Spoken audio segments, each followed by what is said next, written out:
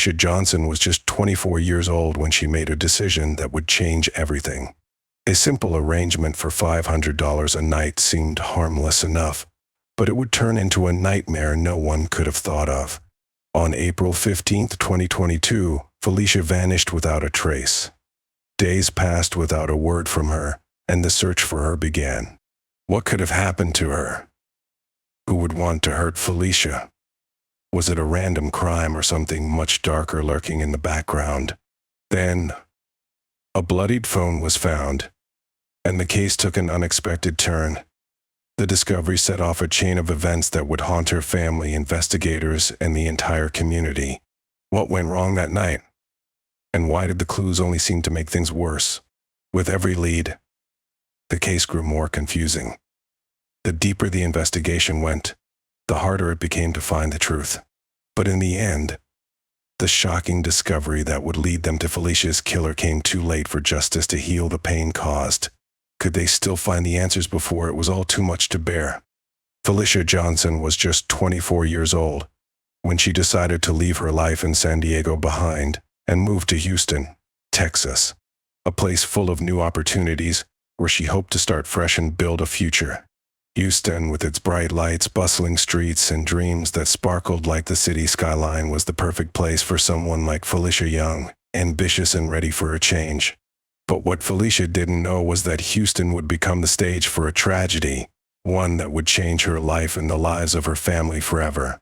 It began innocently enough. She came to Houston for an audition at an adult entertainment club. Unfortunately, things didn't go as planned. She was turned away, but Felicia wasn't discouraged. Determined to make it work, she set out to find another way to earn money. And that's when she made a decision that would lead to her untimely end. It was the evening of April 15, 2022, when Felicia agreed to meet a man for $500. She was alone, walking through the doors of CoverGirl's nightclub, a well-known spot in the city. She had been turned away from another club earlier in the day, but now she was making a deal. It seemed like a simple transaction at the time, $500 for a night with someone she didn't know. Her decision to meet someone for money, while not uncommon in a city like Houston, would become the turning point in a case that would haunt her family forever. What would you have done in Felicia's shoes? Would you have agreed to meet someone for money? Or would you have turned down the offer? Leave your thoughts in the comments below. Felicia wasn't just another missing person. She was a woman with plans, with a family who loved her, and they wouldn't stop searching until they had answers. Hours passed.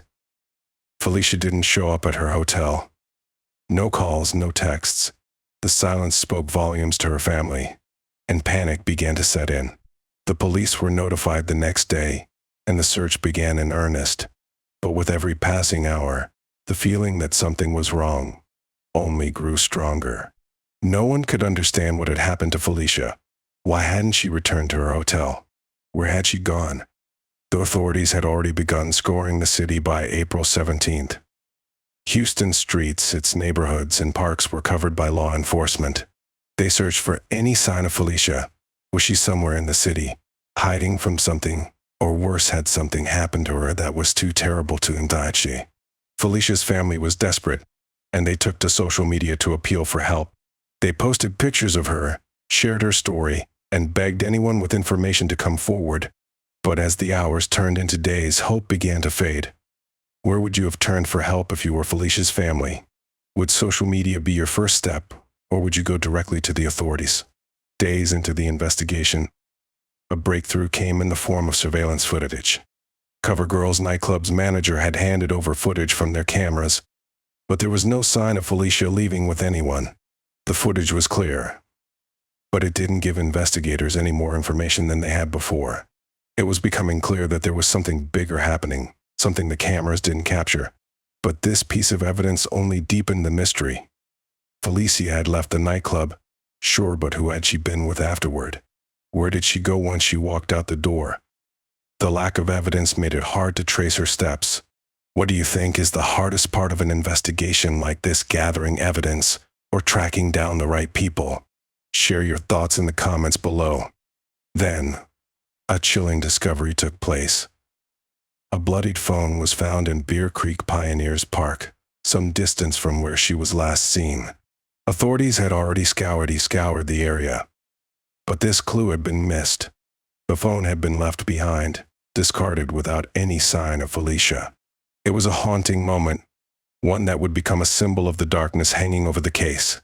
As police examined the phone, they wondered, was this a random act of violence, or was it something more personal? The blood on the phone indicated that something terrible had happened, but who was responsible? This is where the investigation took a turn. How do you think police should have handled this discovery? Should they have focused more on the phone, or was it just a small clue compared to what they might find next? Let me know what you think. Felicia's case had begun to attract more media attention. Stories of her disappearance spread across local news channels, and slowly, the case began to move forward. New evidence was gathered, and more surveillance footage was reviewed. Slowly, investigators began to piece together the final moments of Felicia's life. But there was still no sign of her. Then, shocking details emerged about the man she had met that night. Felicia had agreed to the $500 arrangement. But who was he? What did he have to do with her disappearance? And was he involved in something much bigger than anyone had realized? Do you think Felicia's killer was someone she knew or a complete stranger? Let me know what you think in the comments. If you are finding this story interesting and you are moved by this story, take a moment to subscribe for updates on the case. The night Felicia Johnson disappeared, a simple agreement turned into something far darker than anyone could have imagined. As investigators dug deeper into the details of Felicia's last moments, all signs seemed to point to one man, Chukwuebuka Nwobodo. He was the man Felicia had agreed to meet for $500. And now he was the prime suspect in what was quickly becoming a harrowing case.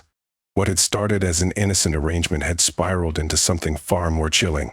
But as investigators honed in on Nwobodo, things didn't go as smoothly as they'd hoped. Nwobodo was nowhere to be found. Investigators searched for him in all the usual places, but it was as if he had vanished into thin air. Why was Nwobodo so difficult to track down? Could he be hiding something much larger than just his whereabouts? Every lead seemed to hit a dead end, making the mystery surrounding his involvement even more baffling. The deeper the investigation went, the more strange details began to surface. Nwobodo had a history, a troubling one. Police discovered that he had previously been investigated for sexual assault, though the case was closed when the alleged victim chose not to press charges. But this wasn't the first time Nwobodo had been connected to a troubling situation. His past painted a darker picture, one that made investigators suspect that this wasn't a random crime. As they delved further, they found that Nwobodo's online activity was far from ordinary. His search history revealed chilling searches like how to be a serial killer and how to get away with murder.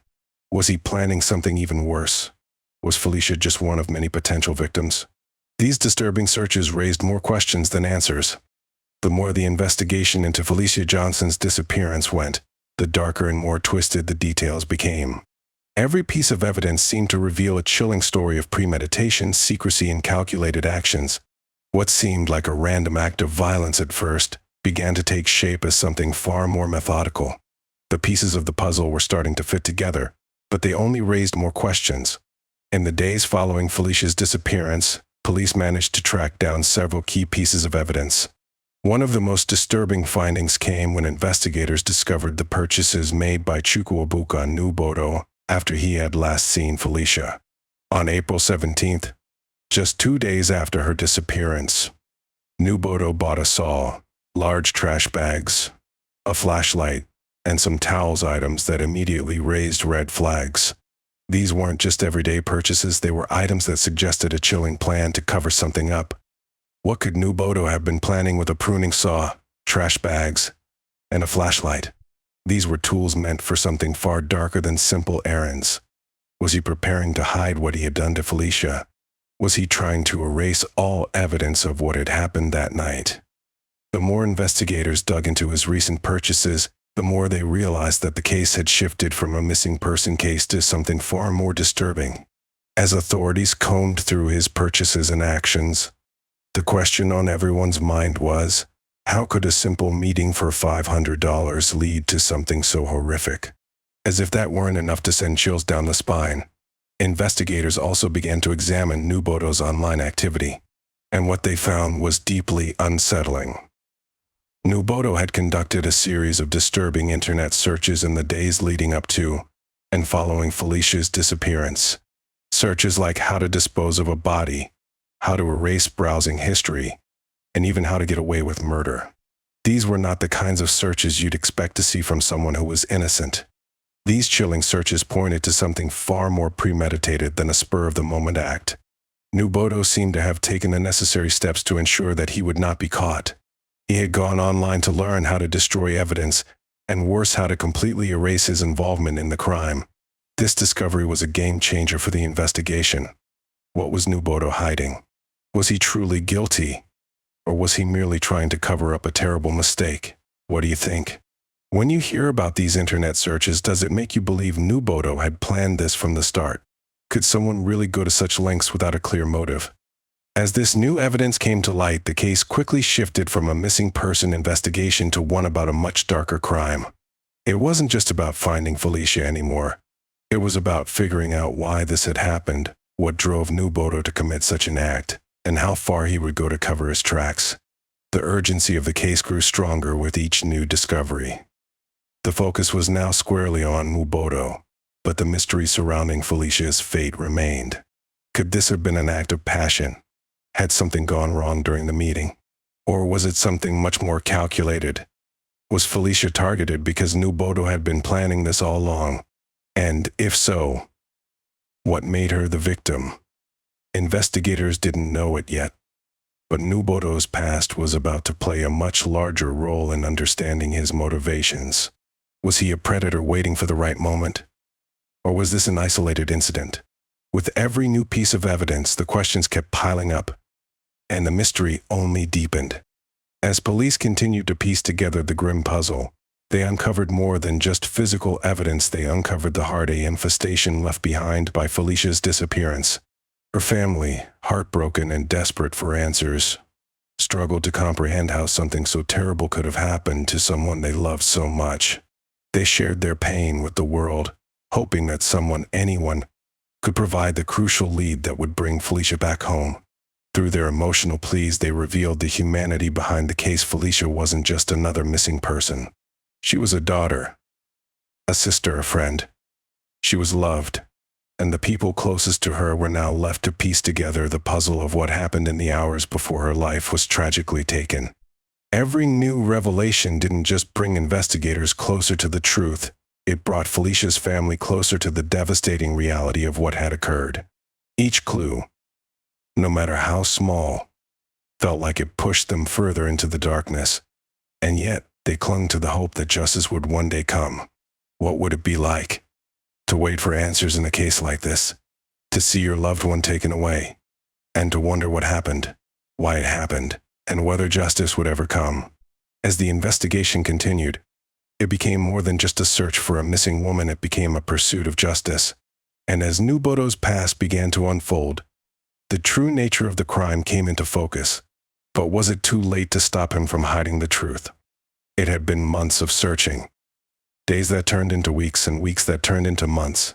But then, just when it seemed as though the truth might remain buried forever, something unexpected happened. It was February 7th, 2023, when the breakthrough came. A worker out on routine maintenance in the Sam Houston National Forest made a discovery that would change everything. The dense woods, which had been searched multiple times before, had hidden the truth. This time, though, a bag was found containing human remains. The worker immediately contacted authorities, and soon, the scene was swarming with investigators. The location was remote, tucked away from the prying eyes of the public. The team combed through the area, collecting evidence, working with the precision of a clockmaker. They knew this was the moment that could change the course of the investigation. They also knew it might confirm their worst fear. Days later, the forensic team confirmed what many had already feared. These were indeed Felicia Johnson's remains. Her family, still clinging to hope, was struck with an overwhelming mix of grief and relief. Grief for the life that had been stolen, and relief that they now knew, at least, where Felicia was. Felicia's father, Kevin Johnson, spoke through his pain. "I'm just glad that my baby is going to be home in some way, shape, or form shortly," he said. But the relief wasn't full. There was still a gaping hole where Felicia's bright future should have been, and the question now was, who was responsible? Was justice finally within reach? As the investigation into Felicia Johnson's tragic disappearance and death deepened, investigators found themselves circling back to Chukwuebuka Nwobodo. He had been under suspicion since the early stages, but the more evidence they gathered, the clearer it became that Nwobodo was likely the key to solving the mystery. His internet search history, filled with disturbing inquiries about murder, disposing of bodies, and covering up crimes, painted a deeply unsettling picture. The authorities, now confident in their case, took action. On May 13, 2022, Houston police executed a search warrant at Nwobodo's residence, and what they discovered there shocked even the seasoned detectives. In his car, they found blood, weapons, receipts, and supplies, items that suggested a chilling attempt to clean up the aftermath of a crime. But perhaps the most horrifying discovery was on Nwobodo's phone. Among the photos stored on his device were images of a dismembered woman and 3 others who appeared to be deceased individuals. The evidence was overwhelming. They had the proof, the tools, and the photographs to implicate Nwobodo. But despite all of this, as of February 2023, he was still on the run. The arrest that many believed was imminent had yet to happen. This left the Houston community and Felicia's family grappling with not only the brutal loss of a loved one, but the unnerving uncertainty of whether Nwobodo was acting alone, or if there were others involved in Felicia's tragic death. With the confirmation of Felicia's identity, the case began to gain momentum. Authorities had already charged Chukwuebuka Nwobodo with her murder and tampering with evidence. The evidence against him was overwhelming: DNA matches and his own disturbing internet searches. Yet, despite all of this, Nwobodo remained at large. Authorities were still searching for him, and Felicia's family was left waiting, hoping that the justice they sought would soon be realized. What do you think, viewers? How would you feel knowing the person responsible for such a crime is still on the run, even after all the evidence? Could you wait for justice patiently, or would it eat away at you? Let us know your thoughts in the comments. The courtroom proceedings had yet to begin, but the community was watching closely. The legal system was about to bring the case to the forefront, where Felicia's life would be honored, and the full extent of what happened to her would be revealed. Every day the family waited in anticipation. How long until they could hear the final truth? And would Nwobodo be found and brought to justice? As the case moved forward, Felicia's family had to hold on to hope. Would the man responsible for her death finally face the consequences? Or would they be forced to wait even longer for the closure they so desperately needed? Felicia's death left a deep scar on the Houston community. The city, known for its diversity and strength, had always been a place of safety and opportunity.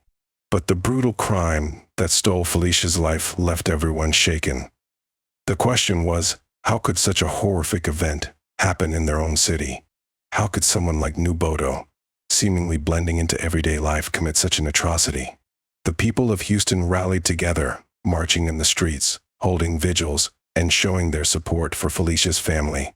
It was a moment of unity, where the community came together to demand justice, to stand in solidarity with a family who had lost so much. But even in their unity, there was a lingering feeling of fear. Could this happen again? What could the community do to ensure something like this didn't happen to someone else? What do you think, viewers? How would your community react to something so close to home? Would you join the marches and vigils, or would it be too difficult? Felicia's family felt the love and support, but the emotional toll was undeniable. The community's call for justice was loud and clear, but how could anyone bring back the life that had been lost? The community was not just demanding answers, they were demanding change. Felicia's story had become their story, and they wouldn't rest until justice was served. Felicia's tragic story became a harsh reminder of how fragile life can be, and the importance of vigilance in our everyday interactions. It wasn't just about a senseless crime. It was a call to action for everyone to trust their instincts and never ignore warning signs. Felicia's case raised awareness about the risks we often overlook in our daily lives, especially when interacting with strangers. How often do we find ourselves in situations where we feel something isn't right, but we choose to ignore it? Felicia's story urges us to listen to that gut feeling, to not ignore the signs of danger. Felicia's case also sparked important conversations about safety in the digital age. Online interactions like the one that led to her tragic meeting with Nwobodo bring with them a new set of risks. How can we better protect ourselves in a world where the next potential threat could be just a click away? How do you think we should address safety when interacting online? What measures do you think we should take to protect ourselves and others? Let us know in the comments. We'd love to hear your perspective. But perhaps the most powerful lesson from Felicia's story was the importance of community. The way Houston rallied around Felicia's family, showing love and support during their darkest days, was a testament to the power of unity. This tragedy reminded everyone that, in times of loss, it is the community that helps us heal. When people come together to support one another, they find strength to face the hardest moments. Felicia's untimely death left a permanent mark on the lives of those who knew her. But it also left the rest of us with valuable lessons on life, safety, and the importance of standing together. Felicia's family still waits for the moment when they can say goodbye in a way that honors the life she should have lived. But they know that, no matter what happens in the future, Felicia's story will continue to inspire and remind everyone of the importance of cherishing every moment. So, what do you think, viewers? What has Felicia's story taught you? And how can we, as a community, prevent such tragedies in the future? What do you think really happened that night? Was justice served in Felicia's case? What are your thoughts on the investigation? And do you think there's more to the story? Let me know in the comments below. Your opinion matters. And if you found this story moving, please take a moment to like this video, share it with others who need to hear this, and subscribe to the channel. Your support helps us bring more important stories to light. If you or someone you know is ever facing unsafe situations, don't hesitate to reach out for help. Felicia's story teaches us the importance of being aware, courageous, and taking action when needed. No one should ever have to face danger alone. Stay safe, stay alert, and remember you are not alone.